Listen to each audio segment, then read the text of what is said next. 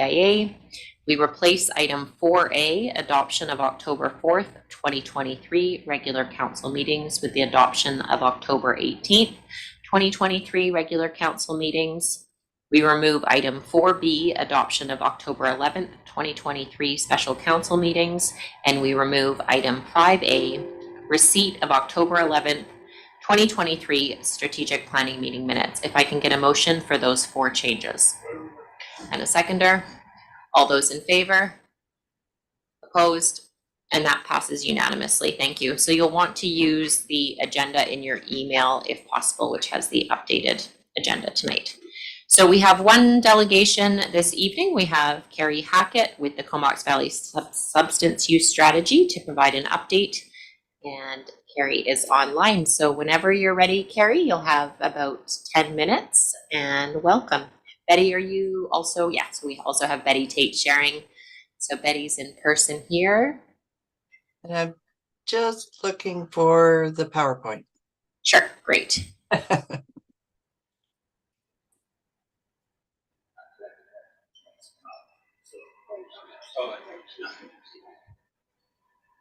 Betty, do you want to just make sure one of the mics also works there? Just if you're going to be talking. Perfect. Just making sure.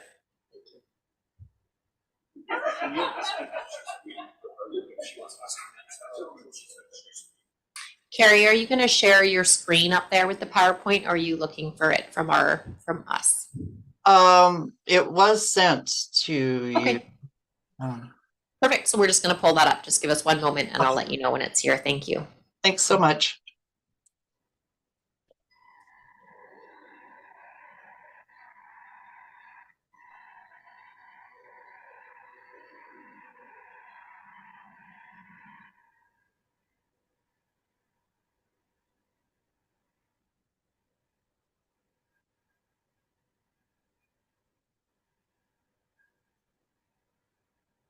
I can share it if it's a problem at all. I think we're almost there. Just give us one moment here.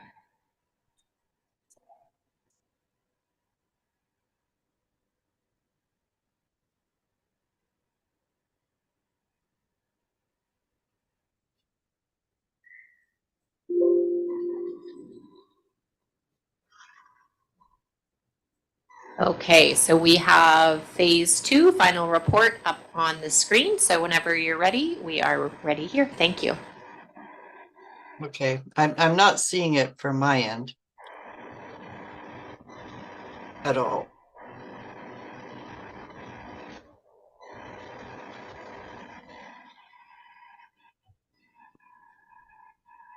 It's just being pulled up for the presentation, I believe. One moment. There we go. Okay, we're all on the same page. Great. Whenever you're ready. Thank you. You want me to just say next slide when we're moving along, or? That would be great. Yes, please. Thank you. Okay. Well, I wanted to first of all say good evening, Mayor and Honorable Mayor and council members and staff. And thank you for inviting us to do this presentation with you. And the next slide then is that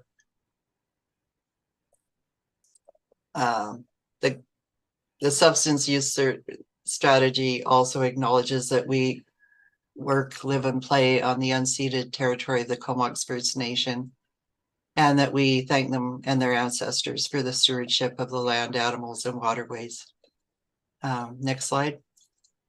So acknowledgements are our collective voices make up the Substance Use Strategy Collaborative. We thank everyone who's given of their time, expertise, and passion to the project. We acknowledge the voices of Indigenous peoples helping to guide our way. We acknowledge the input from those with lived and living experience. We thank them for their knowledge and sharing. And we thank Walk With Me for being a valued partner in this phase 2 work.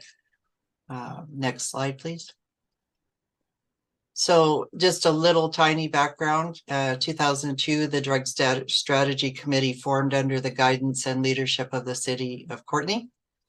In 2019, the City of Courtenay asked the network to broaden the scope and membership of existing Drug Strategy Committee to develop a regional substance use strategy for the Comox Valley. November 2021, the phase 1 report was released, And today we're reporting on the phase 2 report. Next slide. We also have ongoing in-depth examination of power imbalances to uncover systemic biases and create culturally safe spaces. And continued research, consultation, and attention to root causes that contribute to substance use. So that could be poverty, lack of affordable housing, history of trauma, stigma, discrimination, classism, racism, gender, sexual diversity, discrimination, and colonization. And then next slide, please. Active involvement, including decision-making of peers, First Nations, elders, traditional knowledge keepers, and the ongoing active involvement of local governments and community organizations. Next slide. And we just want to define substance. It refers to all mood-altering substances such as, but not limited to, tobacco, alcohol, vaping, nicotine, cannabis, illicit drugs, prescription drugs, medicinal substances, inhalants, and solvents. And that's listed in our report. And the Comox Valley Substance Use Network refers to the network of organizations and projects/initiatives that are working to support people who use substances in the Comox Valley.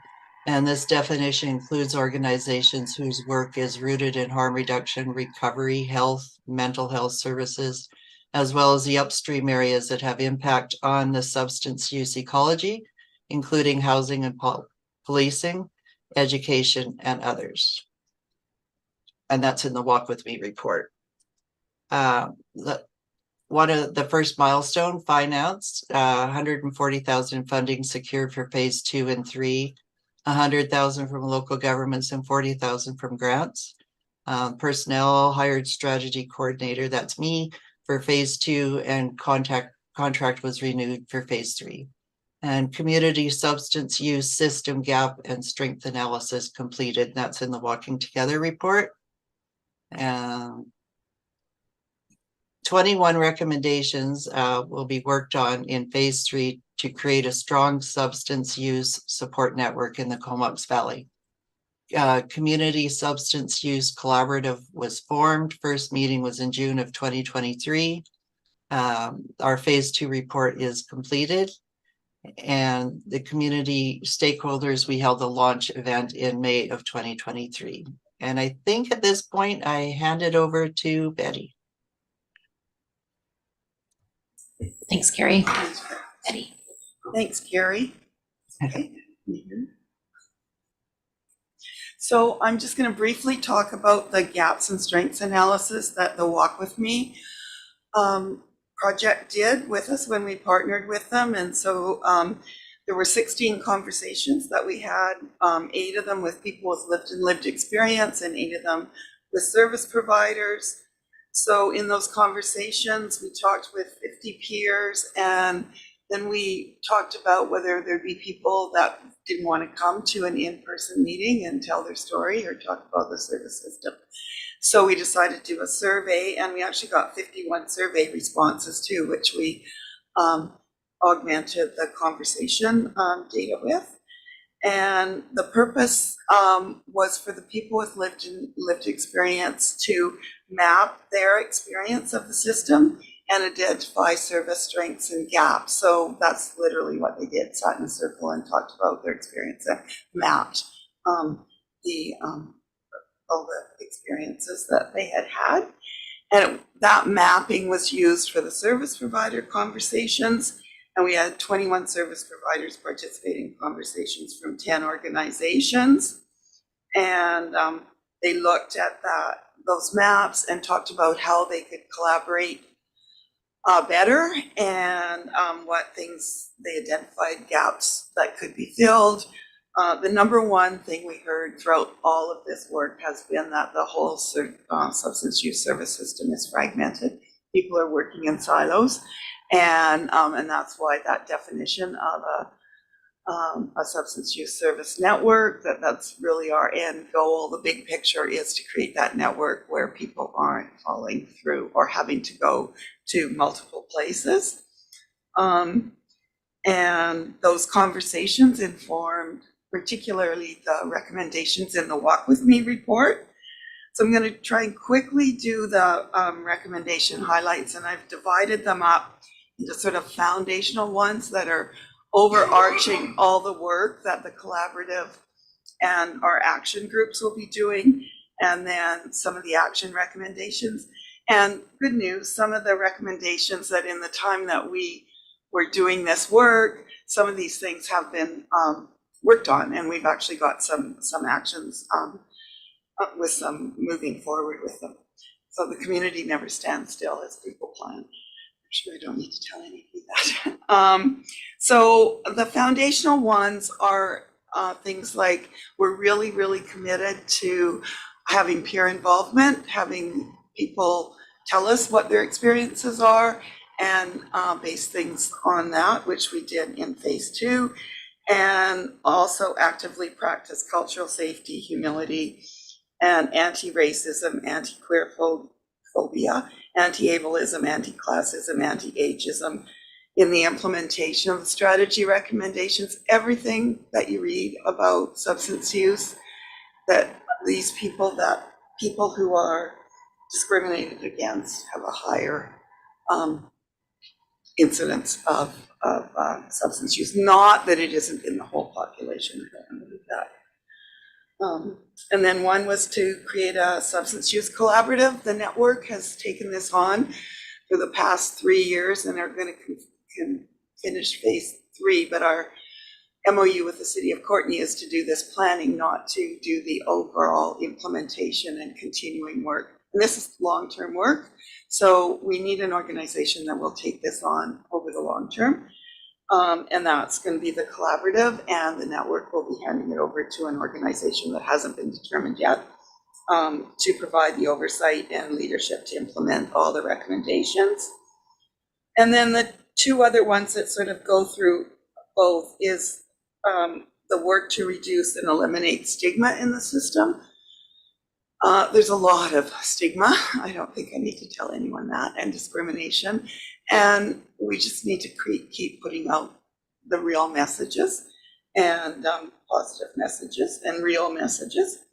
And the other one is the series of network improvements to break down all those silos. So those are the big picture ones.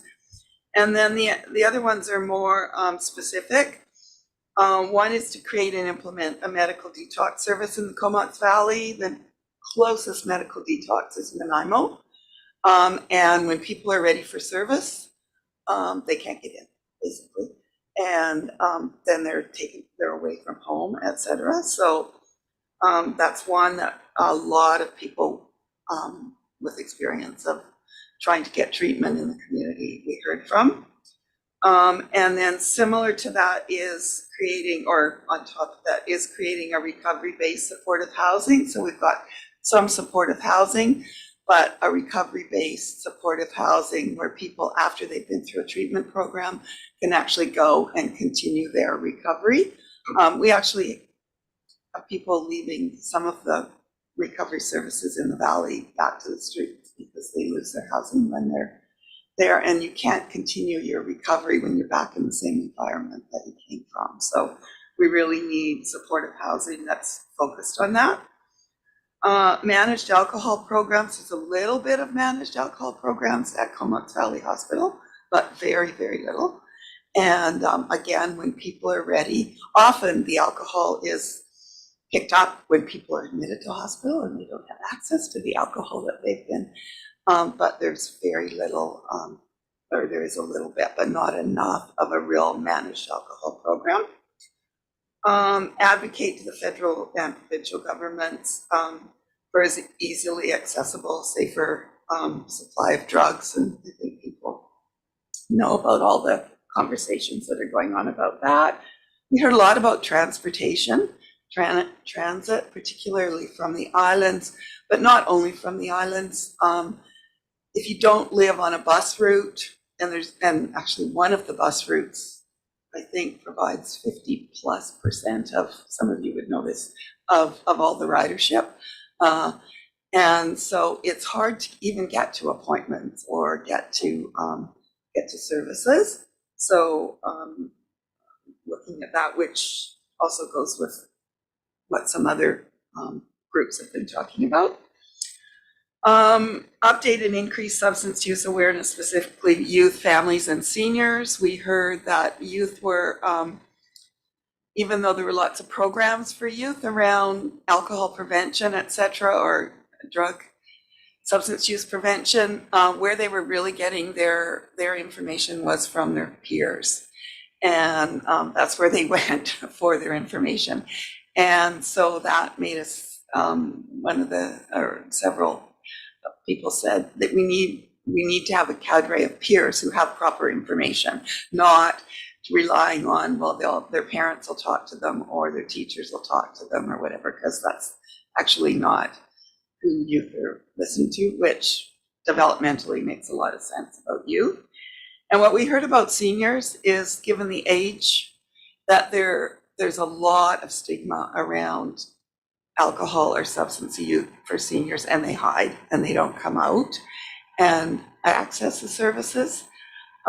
So again, we need to find a different way to do that, work with them. Launch a project to include business owners and employers in conversations and solutions on substance use and harm reduction. And you'll see that the appendix to the report, I should have referred to that, actually has really detailed implementation work for each one of these. And there's actually an example in there of a program in Alberta that's doing this work with businesses. And so this is kind of an all of community thing. And then here's the one particular for you folks, is develop and review existing municipal bylaws and policies related to alcohol and cannabis selling establishments to reduce negative impacts to community health, safety, and livability.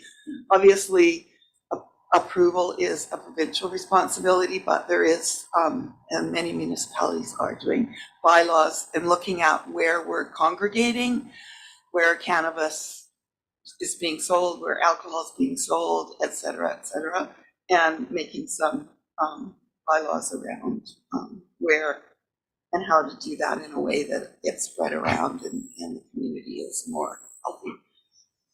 Betty, you're at about 15, so if you Okay, can have five okay. more, so it'd be good. Okay, Thank great. you. I'm sorry, I know this is.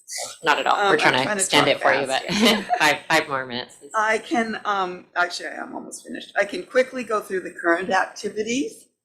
And because these are being worked at, predominant, well, not all, but a lot by our community action team, but there is some movement towards safer supply in East Vancouver Island. Overdose prevention site. We're working towards an inhalation OPS. There has been improvements on the OAT therapy delivery that's easier to, people can access in an easier way. I think people all know that the Comox Regional, the Comox Strathcona Regional Hospital Board has approved the building of a service hub in Comox Valley, and so we're actually communicating with them around, because creating a service hub was one of the major recommendations that came out. I think people all know that we got funded for a peer assisted care team in the Comox Valley, and we know that the coalition is working, and you all municipal governments are working towards non-market affordable housing. There's absolutely no doubt that people need to be housed before they can start working on their health or they're dealing with their substance use. It is fundamental. That was something that came out loud and clear in the walk with me. Okay, the next slide is just, this is just an example. We're taking all the recommendations and putting them into, I don't know what we're calling them right now, action teams. They look like bubbles there. And we'll be pulling those together in the way that the appendix to the report is, to start working through some of these things and making clear implementation and action plans. That is just an example. That's not approved and that's not finished or anything. So our ask is to invite you to join the other local governments and provide $15,000 towards phase 3 to participate and support in what we're trying to do to get these recommendations implicated and participate in the collaborative. And I want to give a big thank you to Councillor Blacklock, who has joined our collaborative, and thank you for joining him. And that's great. So we're really happy to have Comox there. And so that's the ask, and I know that you don't do that tonight, and then just wanted thank you to our funders. So we got money from Spark BC, which is actually the provincial government, Walk With Me, Regional District, Cumberland Courtney, the Community Foundation, and the Community Health Network has all contributed to this work. And that's it. Questions? Thank you. Thank Sorry you to very ask for much. that. It's great to have the 20 minutes. Councillor Kerr. Thanks for the presentation. And Carrie, just a quick question about youth. Was like, I mean, you know, I'm thinking about the schools and specifically the high schools. Is part of the work to work with SD 71 on programs, and if so, what would that look like?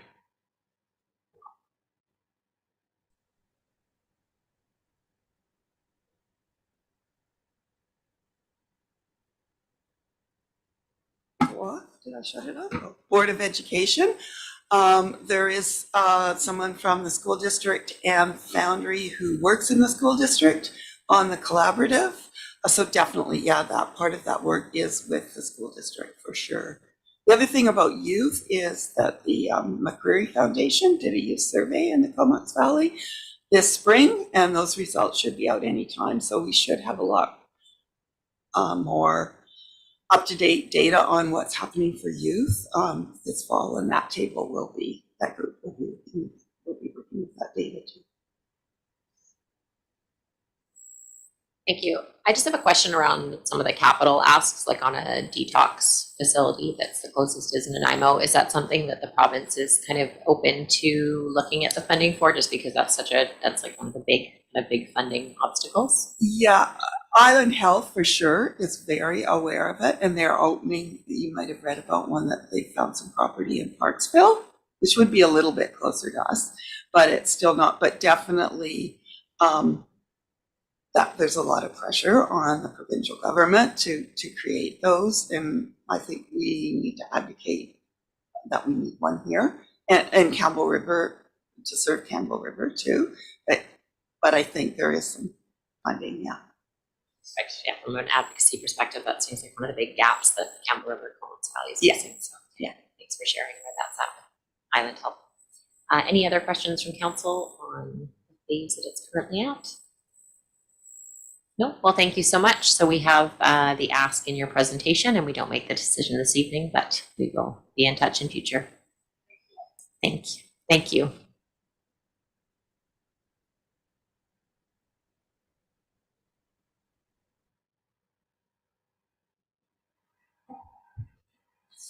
Okay, so we are moving on to the adoption of meeting minutes for the regular council meeting for Wednesday, October 18th, 2023. Seconder?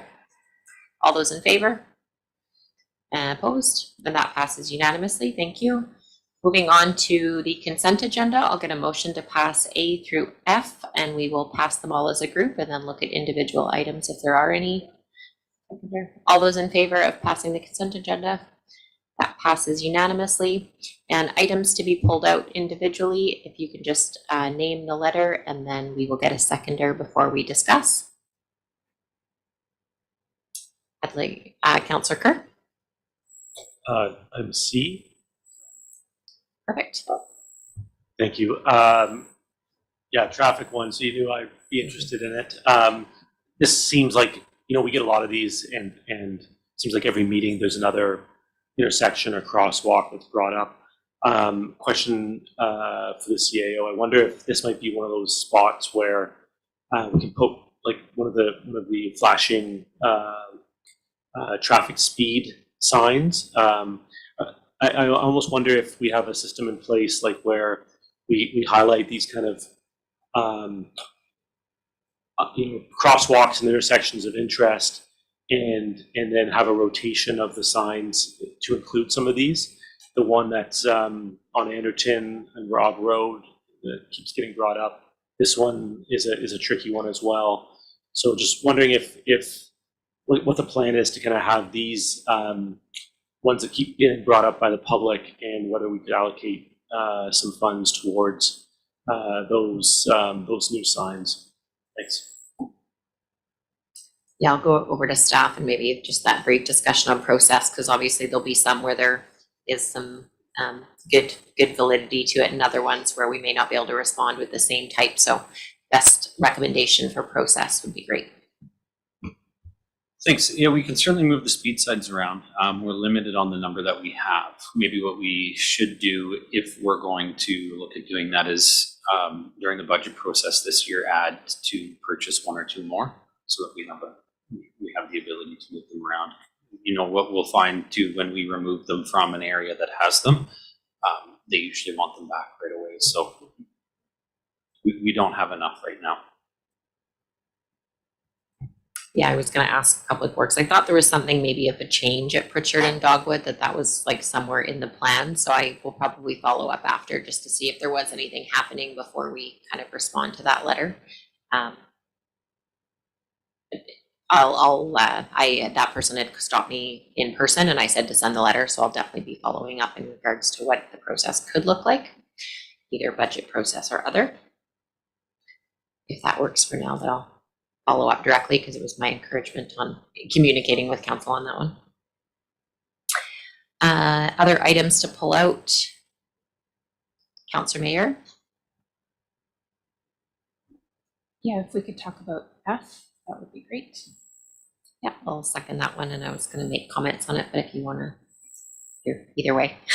Go ahead and lead out. I was going to ask staff to kind of summarize next steps on that one, given that we had already passed. Yeah, so this, of course, is on our general permissive tax exemptions, which we passed, I want to say 2 weeks ago at our last regular council meeting. There's been some communications and letters of concern, just how we look at that policy. On our next strategic planning meeting, which is November 8th, a week from today, we are going to bring the policy onto the agenda just for discussion. That reasoning being when the rationale was kind of put out that it was already past the deadline of making changes, there is some policy wording that it is something we have to look at regardless. The policy needs review and needs to kind of match what we're able to do. It's a bit misleading, but the policy needs to be reviewed from a council perspective. So that's going to be coming on next week. That being said, as far as specific permissive tax exemptions, which of course some of the communications have been about, that would be our next budgeting cycle. So we can kind of start the conversation next week, but there are some administrative things we need to look at. So that's on the agenda for November 8th. And I did speak with Chris and just over the phone about this topic in general. Other items to be pulled out from the consent agenda.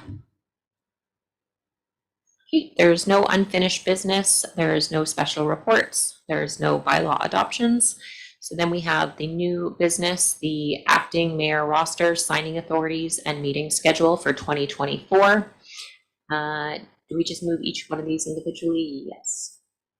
So the first one is that Jonathan Kerr be appointed to the Vancouver Island Regional Library Board. If I can get a motion. Seconder. All those in favor?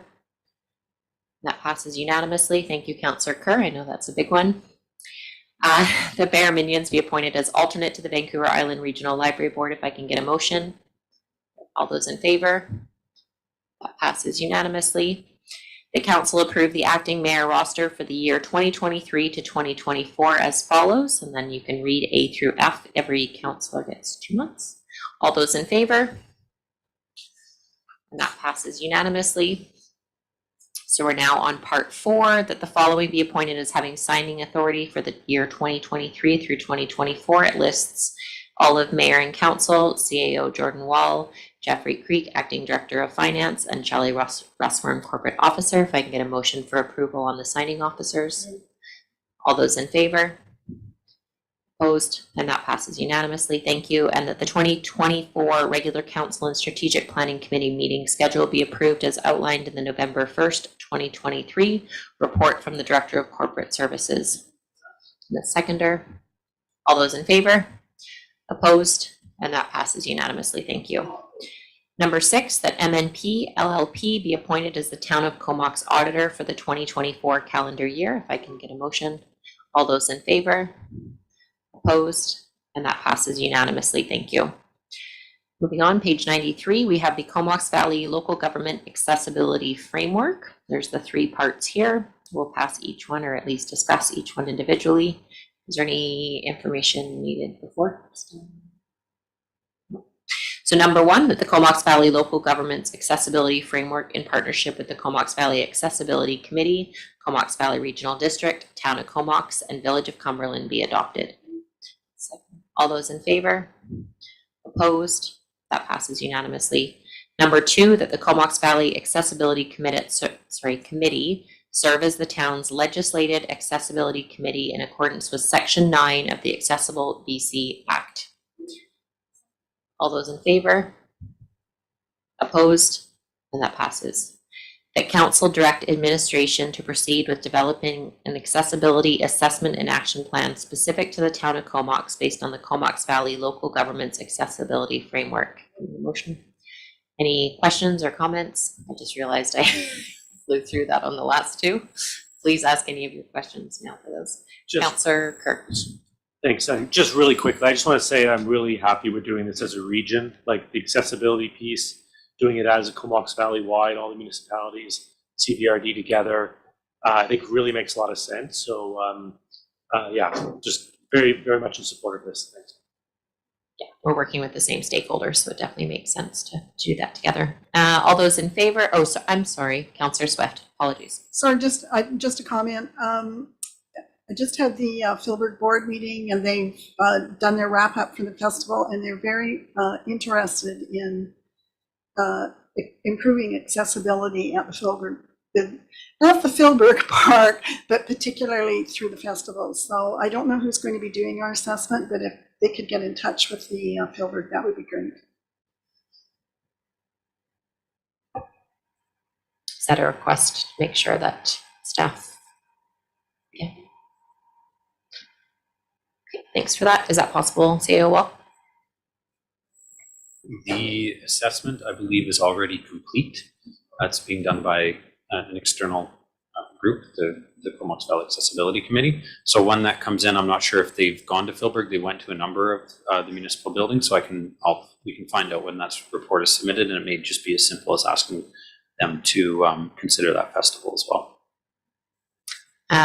Councillor Kerr and I went to an update, and they did say all public buildings have been done, and their next step was like nonprofits and groups. So that might be someone from Philbert might have been there, but we might be able to talk offline. They may still be able to have an audit like with nonprofits, but it's kind of vague.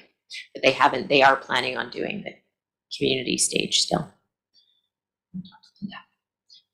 Okay, all those in favor of that as number 3? Opposed? And that passes unanimously. Thank you.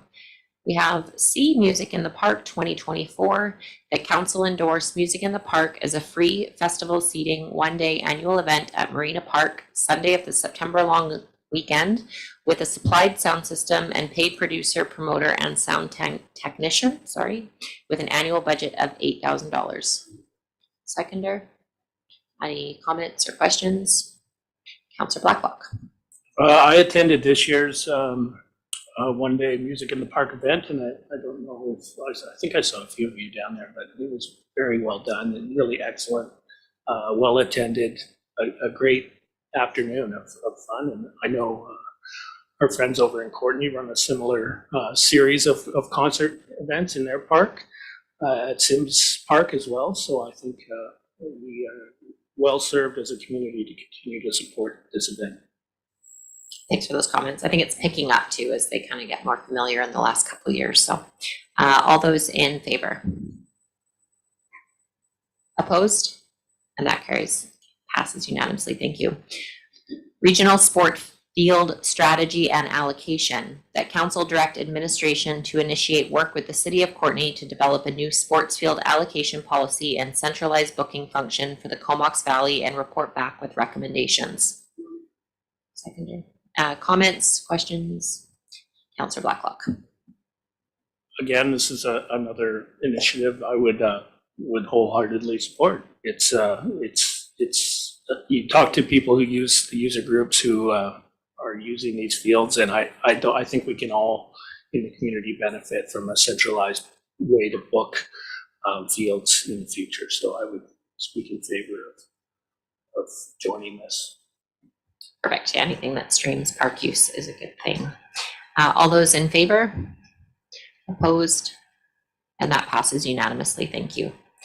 And we have Comox Sanitary Sewer and Water Parcel Tax Bylaw number 2029. Number 1, that Comox Sanitary Sewer and Water Parcel Tax Bylaw number 2029 be given first reading. Any questions or comments? All those in favor? And that passes unanimously. Thank you. And a seconder, please. Thank you. Any questions or comments? All those in favor? Opposed? And that passes unanimously. Thank you. Questions or comments? All those in favor? Opposed? And that passes unanimously. Thank you. Now we have Sewer Rates Bylaw 2030-2023 and Water Rates Bylaw Amendment number 529.34-2023, 2023, first reading. Seconder? Any questions or comments? All those in favor? Opposed? And that passes unanimously. Seconder, please. Any questions or comments? All those in favor? Opposed? And that passes unanimously. Seconder? Councillor Haslett, thank you. Questions or comments? All those in favor of third reading? Opposed? And that passes unanimously. That Comox Water Rates Bylaw Amendment number 529.34 be given first reading. Thank you. Questions or comments? All those in favor? Opposed? That passes unanimously. Second. The seconder. Thank you. Questions or comments? All those in favor? Second reading. Opposed? And that passes unanimously. And any questions or comments? All those in favor of third reading? Opposed? That passes unanimously. Thank you. So there is no notices of motion. We have one item in correspondence, which is from the Nanaimo Regional Hospital District. And there was a motion that they provided in that package. And it was, they're looking for a letter of support for capital projects for Nanaimo Regional District. I just have a question over to staff before I put it out. Is that a typical thing we would do as a municipality versus like our hospital board without checking in, advocating for another hospital board seems kind of a different process. I don't know if anyone else has had any conversations about this at the board level, at the hospital board level, but to me, it seems like I personally don't have necessarily that information for that. Councillor Blacklock. Well, I too would urge the province to commit to cardiac catheterization lab in the Nanaimo Hospital. But of course, we'd love to see a cardiac catheterization lab in the Comox Hospital as well. I'm sure we would. So yeah, I see what you're saying, Mayor, is that, yeah, these are services that in a regional hospital model could have been provided in the Comox Valley. And here we are being asked to support those same services being installed in Nanaimo Hospital. So is that the best we can hope for? And I guess that's the question to the hospital. Councillor Grant, yeah, just this kind of came out of kind of a left field. I totally see what you're saying, but I guess it's better to have one in Nanaimo than to have one only in Victoria. So, I mean, it's kind of the worst of two options, but it's what we got today. So, I think that we should probably grant their request and then start our own. We could use one here too. So, What if we had it where the plan is to send a letter, but we just check in with whoever's chair of our hospital board just to make sure there wasn't some direction or yeah, absolutely. CC them, like just a quick phone call, we're gonna send this letter, anything we're not aware of, and then if something comes up, we would bring it back to council. If nothing comes up, but just a quick follow-up with our board. I think Sounds good to me. Thank you. So approval after just having a call into the, which I can do, Comox Valley Strathcona Regional District by mayor, if that works. All those in favor, we haven't done a motion. Do we need a motion for that? So perfect. Can you use your mic? Okay. Post. And a seconder? All those in favor? And that passes unanimously. Thank you. There are no late items, so we will move on to reports for council and just share if there were any items that you think is important for the rest of council to know as far as community knowledge or updates. We'll go with Councillor Blacklock, Councillor Swift, Councillor Hazlitt down the table, please. Last week, I spent 2 days down at the Vancouver Island Economic Alliance State of the Island Summit. Good economic development crowd down there, as well as lots of local and provincial politicians. I have from that an update that I will share with each of you on council. It is the State of the Island Economic Report. This year, it's being released as a dashboard with updated quarterly stats and a number of key economic driver categories. And I will distribute that to all of you so you can have a look at sort of the keynote presentation from the summit. And then next week for our BIA is a big week.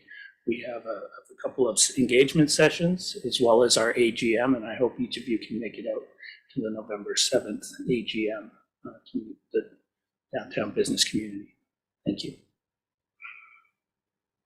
Thank you, Councillor Swift. Thank you. As noted, I attended the regular Philburg board meeting, and aside from the accessibility issues, they were very pleased with the festival, and their proceeds were up this year, so they were very happy. And I will remind you closer to the time, but I would urge you to get a membership to the Philburg. It's a wonderful deal for the festival, and it does support the property. So that's my report. Thanks, Councillor Hazlitt. This week I met with a few members of the board of directors for the Stair House. They let me know that they look forward to being able to host us before a council meeting, and they're just looking for a time to do that. We spoke with some of the challenges that they're having with respect to staff and the growing organization. They've got about, I think it was earlier in the year, I spoke to, they have about 1,000 members. They're up to about 1,300 members right now. So really, really great. And they're quickly bursting at the seams at the center. So they're looking for ways to be able to enhance their product and offer more to the members of the town. Thanks. Yeah, it's big growth in the last 2 years. Councillor Kerr and then Councillor Grant. Thank you. And first, just a quick congratulations. Some of you may have seen in the Comox Valley Record Reader's Choice Awards that were out today in the paper. The best municipal fitness center in the Valley is our very own Comox Community Center. So congrats to Ted and the team, and that's great to hear. We had a Coalition to End Homelessness meeting today, and there was some reviewing of the funding requests from the partner organizations for the Community Foundation funds that are going. Again, just anyone in the community who might have space available for the extreme weather shelter, please make yourself known. I know Mayor Minions has been working really hard on this as part of the task force, so thank you to you for your leadership and to town staff as well.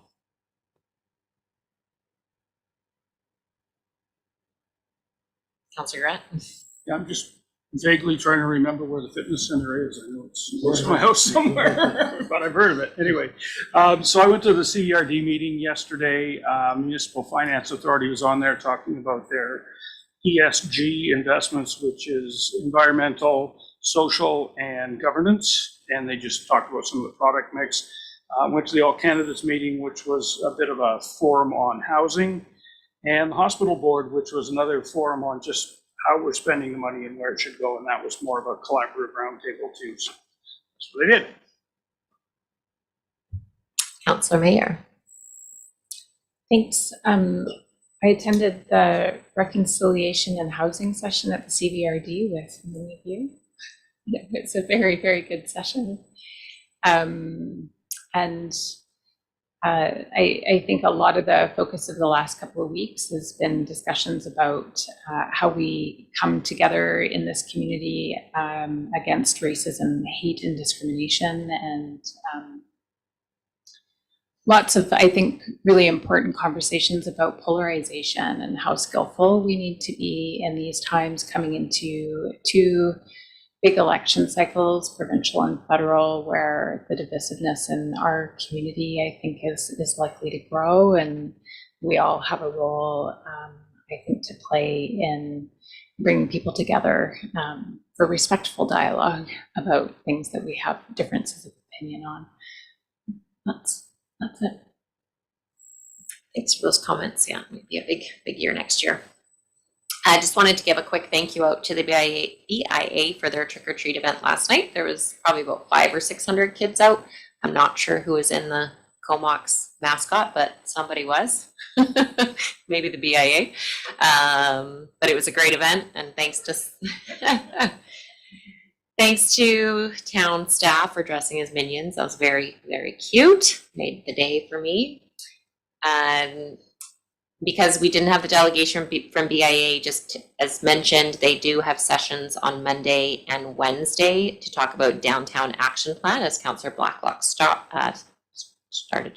about, from 4:30 to 6 on Monday and 11:30 to 1, but that's on their website. They're really hoping to have the community out to those sessions, and that is being held at the Comox Golf Club.